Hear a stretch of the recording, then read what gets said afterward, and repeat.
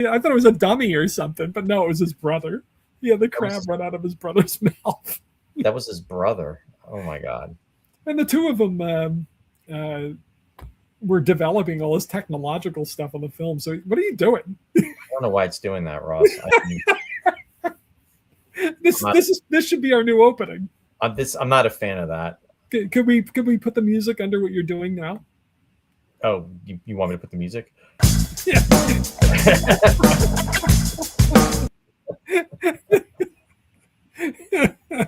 I think Earl Hagen wrote that theme. There you go. That's too funny. Yeah. Yeah, this is a new functionality of not Facebook, of StreamYard. This feels very, very much like a 70s TV show here. Yeah, really. And I'm not a fan of it. Well, we're almost done with the show anyway. Yeah, and I was actually going to have Roy's getting bored. No, I'm not getting bored. I'm just getting frustrated because I didn't do that, and I don't know why that came up like that. So anyway, maybe you hit a key. Maybe I did. Let me see if I can erase that. Give me a key, and I'll sing Lydia the Tattooed Lady. There you go. I can't get rid of it. Give me a bouncy C. It's in the porn movie. Anyway, I'm just going to bring Warren on just for a minute because he just wanted to share comments about it. But I'm going to do the shout outs, and we're going to just talk about the one item. So anyway, hey Warren. Oh, hey Warren. Nice mustache, Warren. What's so funny? As you can tell, I grew out my Michael Bean mustache. So it's actually evil Warren tonight, okay? Boy. He just dropped into evil for a second. Well, that was evil. He totally trolled us. And that was the evil Roy. That was the Mirror Universe Roy, because as you see, there's two of me up here, just like there's two Rosses. Well played. How's it going, Warren? Hey, good. Thanks for having me on. You guys, The Abyss is one of my favorites, so I just wanted to chime in. You guys covered everything so well. The only other thing you left me with that didn't really come up is I've always been fascinated. Now, you guys talked about the extended edition. That actually premiered back in the day on Laserdisc only. So this was one of those things where back in the early 90s, we were shelling out like $150, $200 for a big deluxe Laserdisc set.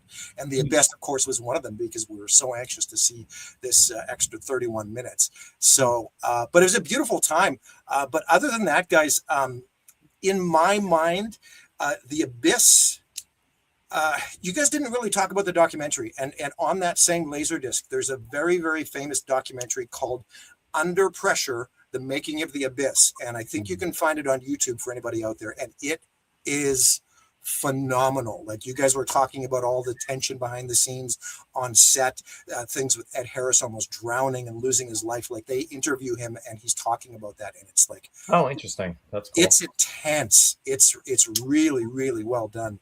And yeah, so long story short, this movie was, in every sense, it was the culmination of practical effects work in motion pictures. Because as Ross was saying, you guys both touched on it, the fact that they shot this in basically a giant swimming pool, in this nuclear silo, and everything was done practically. Like, it is truly remarkable.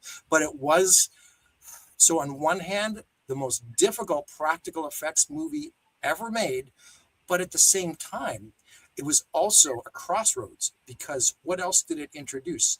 The very first use of CGI. CGI, yeah. Right.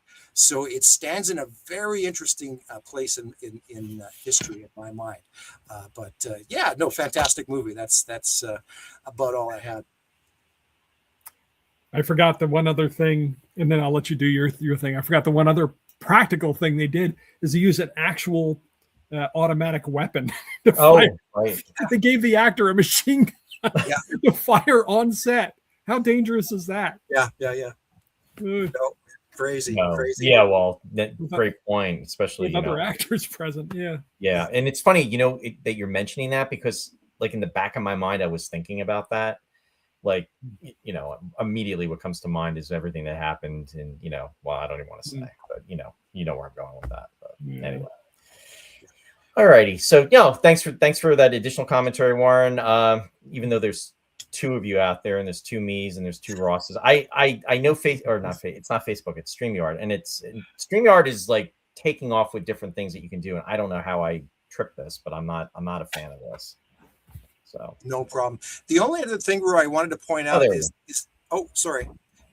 There's a one scene in The Abyss that really in my mind was reminiscent of an episode of Space 1999, War Games, Roy, which you'll appreciate. And it's the shot of Koenig in space drifting. Mm-hmm. The Abyss has a very similar scene where Bud is dropping down the abyss, and all you see is his little glow stick on one side of the frame, and the rest is just pitch black. And it really creates a sense of loneliness. Yeah, no, it's a good point. And they were talking about that too, working on the soundstage, and how, or not the soundstage, but in the tank, and how dark it was, and you couldn't see anything. So that was done. It was very effective.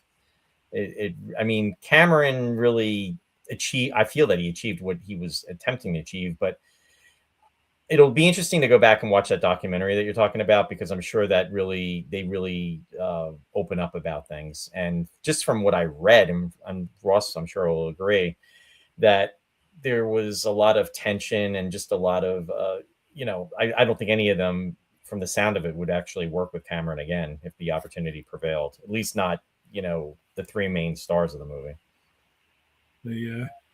We've gotten so comfortable in science fiction, at least we did to a point, about space travel, where it just seemed like, okay, we're in space, but we're walking around a controlled environment or whatever. And I watched something like The Abyss, and it just brings home just how awful it would be to be in space, because that's what it would be. You'd be all cramped into these, and there's a hostile environment outside. So you spring a leak, or your oxygen gets out, and it really, more than a lot of the space movies, this one really got to me, as far as recognizing how fragile that whole life-sustaining system is at the bottom of the ocean. And Warren, I think that's your point about you're doing the cross between The Abyss and 1999 in regards to that one scene from War Games, because Koenig is just like, it's just him in space. I mean, he's orbiting the planet. So it's, to what Ross just said, the loneliness. I mean, it's just, there's nothing else. So it's really conveyed. What's the name of that documentary again, Warren? Because Sue is actually asking again. Oh yeah, for sure. It's called Under Pressure: The Making of the Abyss. Okay. Yeah. And it's there's even there's interviews that they do with some of the cast, and I'm pretty sure Gaylan Hurd was on there, Ross. And they're talking to her about the shoot and the arduous conditions that they were all under. And I think she sort of coined a phrase, and she sort of said behind the scenes, some of the cast were sort of calling this shoot or referencing it as life's abyss and then you die. So yeah, it was a very, very good documentary. Okay. So. We'll check it Alrighty. Well, thanks for sharing that information. And what I'm going to do is just go to the shout outs real quick. So actually, let me just bring that up on the screen. Just give me 1 second.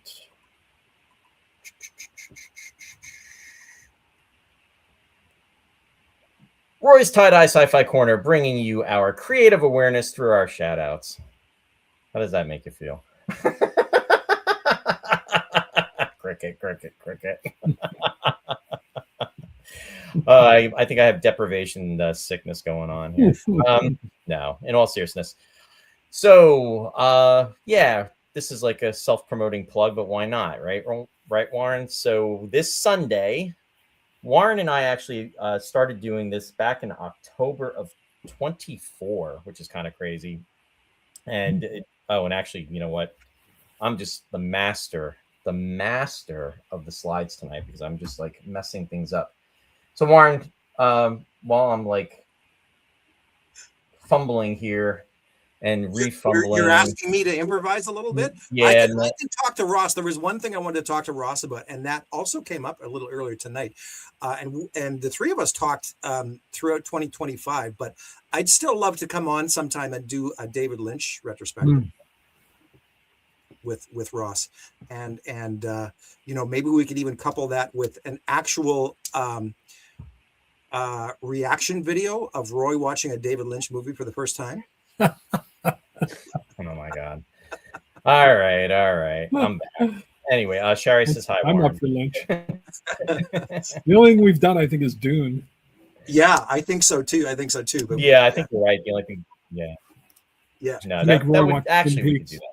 I'm not into the whole reaction stuff though. No, I'm just. I think that would.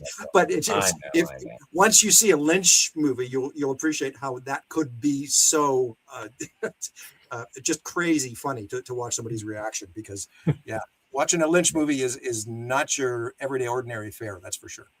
No, it's not. Sue said that would be cool. So there you go. Yeah, there we go. Awesome. And, okay, Roy. Well, so anyway, what I was starting to say. Okay. I was starting to reality. Back to reality. Yeah. No, that was all on me. So Warren and I started doing this back in October of 24. I was going to say 84, right? Where we were going through and talking about each Space 1999 episode, and we called it is Space 1999 this episode, and it can be viewed on YouTube. I'm not going to say it can be viewed on Facebook because, as our friends out there know, Facebook live videos don't stay on past 30 days anymore. So you can go to YouTube. It's called Space 1999 this episode, and essentially what we did was we went through and discussed the first 24 episodes of season 1 of Space 1999. And along the way, we actually had different guests on, whether it be fans, and we also had guests from the series. And we did that. And then it led up to the convention that took place, Space 1999 in California. It was Space 1999 in Los Angeles. That was in Burbank this past September. And then we made the decision that we were going to go through and do the year 2 episodes. So we are going to be starting that this Sunday, which is January 25th. It will be a live broadcast, and it will be at 4 p.m. Eastern Standard Time. Again, with the slides, here we go. I am, again, the king of the slides tonight because I got 2 things going on here. They say 3 is a charm, guys. Do you believe that? No comment. I think you're changing the time, right? Yeah, the time is going to be this Sunday, January 25th at 4 p.m. Eastern Standard Time. And we are going to be premiering with our season 2 episode, which is going to be The Metamorph, which is the first episode of the second season of Space 1999. And it will be Warren and myself, and we are going to have on as a special guest one of the fans of the show. And that will be Missy O'Neill, and she will be joining us to talk about The Metamorph. And that was my plug for it, Warren. Now you can give your 15 minutes speech on it. And I know how much of a fan of Space 1999 Ross is. So I know. He's maybe you want to make it a half an hour speech. He's buried in his phone. I was watching him. But no, listen, I won't dwell. Roy did it. You covered everything there nicely. It was a lot of fun, and we're just so thankful for all the viewers out there, as you are, Roy, with your show. We've both seen a strong support group, and it just goes without saying that we can't thank you guys enough out there. Tune in for season 2. It's going to be bigger, better, more exciting than ever. And it was, you know what? And even over the last year, it was, there was even a segment that we did where we had Ross on as a guest star, if you recall. So oh my goodness, yeah, that's right. I did pop in, didn't I? Yeah. So it's everybody's welcome, and we're going to have a lot of fun leading into Manchester 1999 this year, and everything else that's also going on within Space 1999 fandom. So thanks. Yeah, no, thanks for that. And I'll let you give the other plug too, Warren, since I got you there. There's Hold on. another one. Yeah, you brought it up. You said about Manchester. Oh, Yeah, yeah, of course. Yes, we had all this planned out in advance, didn't we, Roy? So, all right, next shout out, and thank you so much. Manchester 1999, this September 11th, 12th, and 13th being Breakaway Day 2026. Overseas again with our friends and family on that side of the pond. We're so happy to be going back to where it all began this year, Roy and Ross. Hey, Ross, you should come along. Yeah, I'll do that. We have some very special things planned. We're also, the exhibit room, of course, goes without saying, but we're opening things up to include all of the Jerry Anderson properties, including Thunderbirds, Joe 90, Supercar, Captain Scarlet, you name it. We'll have representation from all of Jerry and Sylvia's properties. Some very special guests already announced: Nick Tate, Suzanne Peterson, Anton Phillips, Carolyn Seymour, friends of our show and yours, Roy.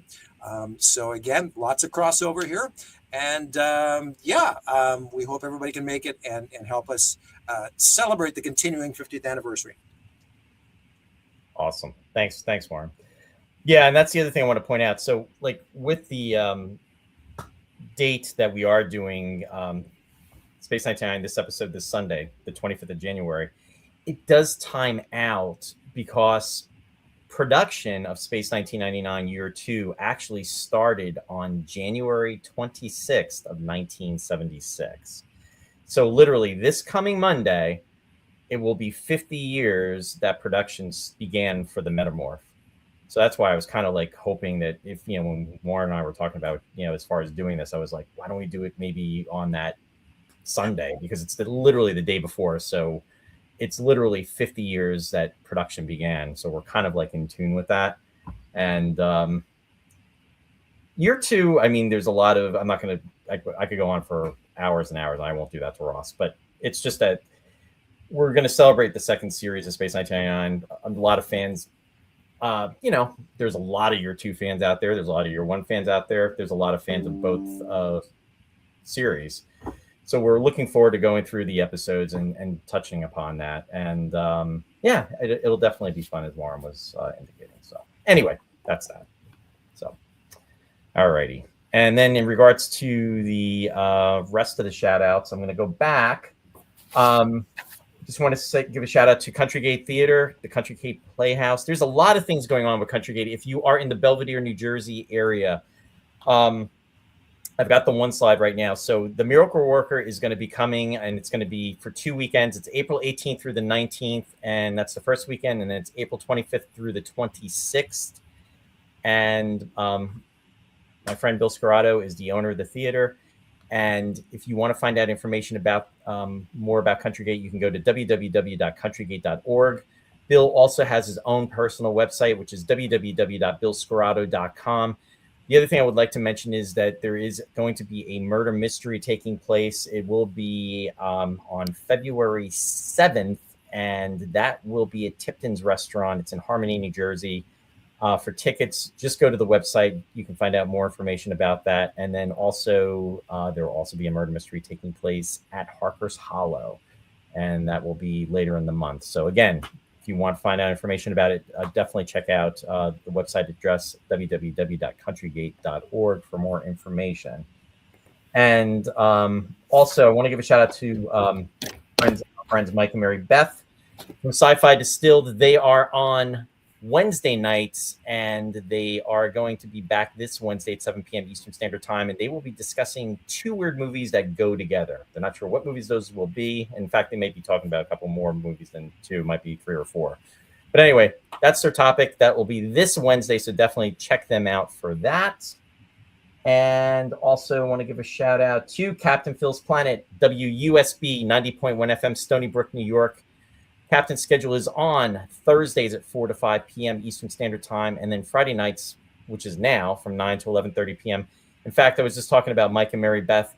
He actually has them on this weekend, or this Friday, and they're on next Friday. So Mary Beth is kind of leading with, I guess she had picked out the songs that they're going to be playing and going over. Mike and the captain will be there also. So the three of them are going to be doing the broadcast tonight, with Mary Beth leading the broadcast. Next Friday, they will be back, only it's going to be Mike leading along with Mary Beth and Captain Phil being there. So just want to give them a shout out. So if you jump off this broadcast, you can jump on to them. Internet radio, 90.1 FM, Stony Brook, New York. You can check them out. So shout out to them. Also want to give a shout out to my son, Ryan, for Run by Ryan, Empower Your Run. It's an online run coaching service provider. There is no charge to subscribe to the website. However, if you want to partake in the different levels of fitness that he offers, there is a charge associated with that. The website address is www.runbyryan.com. Ryan is very passionate about running. In fact, he just ran a New York City Marathon back in November, and he did an amazing job coming in at I believe it was 32 hours, 32 minutes, and 30 seconds, and he was like 160 out of like almost 50,000 people. So he's very passionate, and he's amazing when it comes to that. So if you definitely have an interest in it, definitely check out his website, and he does a great job with that. And Ross, if you can let everybody know what's going on. All right. Well, these are the 3 recorded shows I have on KWAX now, out on the West Coast. Picture Perfect's the movie music show that just ended. And Warren, what I was doing, I got some text from somebody that was listening to the show. That's why I looked at it. Just bugging you. No problem. Yeah. Are you playing something with 60s organ on Picture Perfect? I don't think this is the right time slot.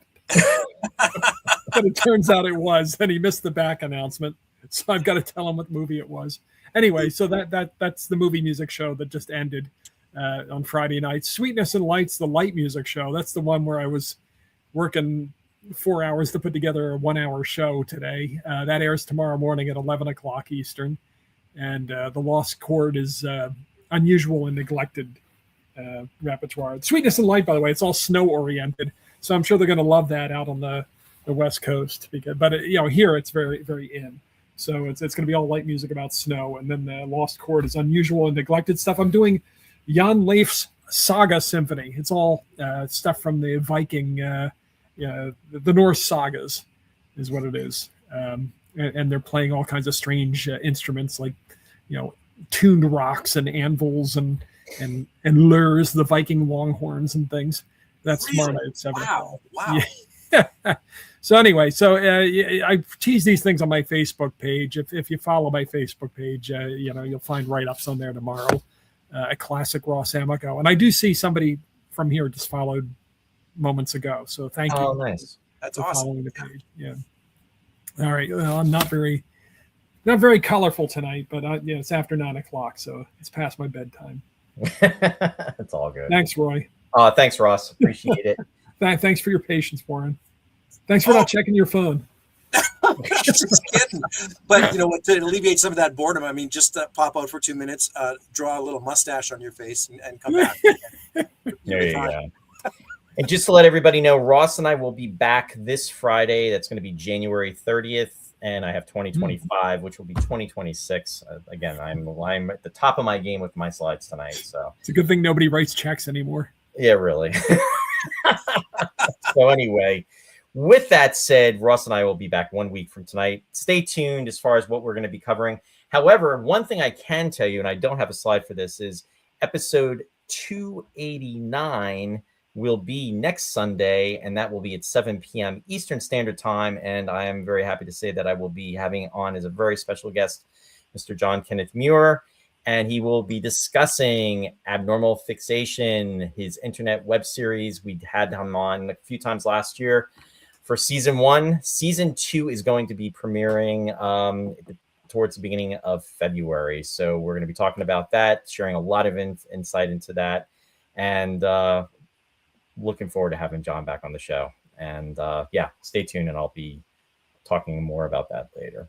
Ooh, John's a great guy. Yeah, everybody tune in. Yeah, John is a great guy. He really is. And he's a big Space 1999 fan. That was for you, Ross. So anyway, Hey, I want to thank everybody. Website. Yeah, go ahead. No, I want to thank everybody for tuning in tonight. It was a fun show. Thanks, Warren, for coming on at the last minute and just to talk about everything. And everyone, especially in the path of the snowstorm, stay safe and yeah, just stay warm and hopefully, everybody gets through it okay. So, as always, live long and prosper. Good night, everyone. Good night. Good night. Good luck. Take care, everybody.